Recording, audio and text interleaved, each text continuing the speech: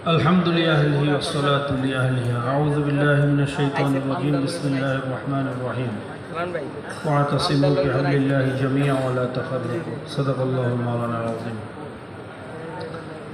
আল্লাহ পাকের দরবারে লাখো কোটি শুকরিয়া আদায় করতেছি। অত্যন্ত সুন্দর, গুরুত্বপূর্ণ, বরকতপূর্ণ একটা মজলিসে হাজির হতে পেরেছি। এখানে দেশ বরণ্য ওলামায়ে কেরাম উপস্থিত আছেন। তেনাদের সোহবাত কোনো মা সাদিকিনের আমলে অন্তর্ভুক্ত হতে পেরেছি।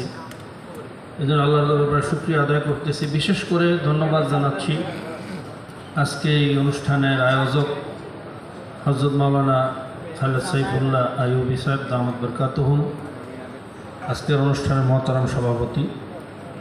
উপস্থিত আছেন জাতির শ্রেষ্ঠ সন্তান, জাতির রাহবার ওয়াজিবুল এহতারাম হযরত ওলামায়ে কেরাম, দেশের বিভিন্ন স্থান থেকে আগত দেশপ্রেমিক, ইসলাম প্রেমিক, মানবতা প্রেমিক আমার ভাইয়েরা, সকলকে আন্তরিক মোবারকবাদ। সময় অত্যন্ত কম, অনেক গুরুত্বপূর্ণ আলোচনা এখানে হবে। হযরত ওলামায়ে কেরাম আমাদেরকে দিক নির্দেশনা দিবেন।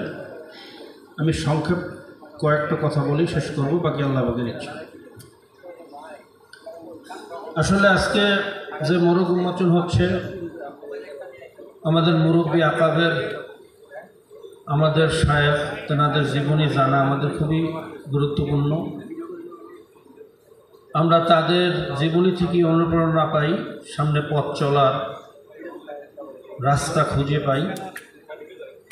এজন্য আকাবেরদের জীবনী পড়ার বিকল্প নাই। আমরা ইসলাম পেয়েছি লেখনী এবং পড়ালেখার মাধ্যমে। এলেমের কোনো বিকল্প নাই, পড়াশোনার বিকল্প নাই।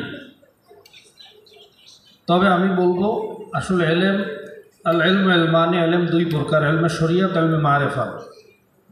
এলমে শরিয়াত হলো পুঁথিগত শিক্ষা অর্জন করা, কোন শব্দের কী অর্থ, কোন জুমলার কী তরকিব, কোন জায়গায় রফা হবে, কোন জায়গায় জর হবে। এই যে এলেমটা, এটা হলো এলমে শরিয়াত, যেটা অনেক ইহুদি খ্রিস্টানদেরও আছে। যেমন আল কামুস আল মঞ্জেদ, বড় বড় আরবি ডিকশনারি লেখছে খ্রিস্টানরা। এর সাথে সাথে এলমে মারেফাত, অর্থাৎ এলেম অনুযায়ী আমল করা। যেই এলেমের সাথে আমল নাই, এই এলেম জাতিকে মুক্তি দিতে পারে না। যেই এলেমের সাথে আমল আছে, সেই এলেম জাতিকে মুক্তি দিতে পারে। অনেক সময় আমরা লেখা দেখি শিক্ষাই জাতির মেরুদণ্ড। আমরা বলি না, শিক্ষা জাতির মেরুদণ্ড হতে পারে না, সুশিক্ষা জাতির মেরুদণ্ড। কি কথা ঠিক না? কারণ বাংলাদেশে যত বড় বড় চোর বলেন, ডাকাত বলেন, যারা দেশের টাকা বিদেশ পাচার করেছে, এরা কেউই মূর্খ না, সবাই শিক্ষিত। কথা ঠিক না? এজন্য শুধু শিক্ষা জাতির মেরুদণ্ড না, সুশিক্ষা জাতির মেরুদণ্ড। একটা পত্রিকায় লেখা আসছে দেখছি, তো সকল শিক্ষিত চোর না, কিন্তু বাংলাদেশে যত বিখ্যাত চোরগুলো প্রত্যেকটাই শিক্ষিত। কাজে আমরা শুধু শিক্ষা না, সুশিক্ষা যেন শিক্ষিত হতে পারি। আল্লাহ পাক সেই তৌফিক আমাদেরকে দান করুন। মনে রাখবেন, শিক্ষা একটা